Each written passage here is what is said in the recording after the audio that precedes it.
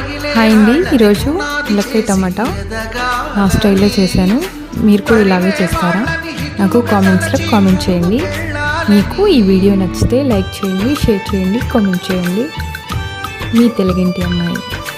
కన్నుల నీటిని కలల సాగుకై వాడుకోవాలని, కాచే నిప్పుని ప్రమిదగా మలచి కాంతి పంచాలని, గుండెతో ధైర్యం చెప్పెను, చూపుతో మార్గం చెప్పెను, అడుగుతో గమ్యం చెప్పెను. నేనున్నానని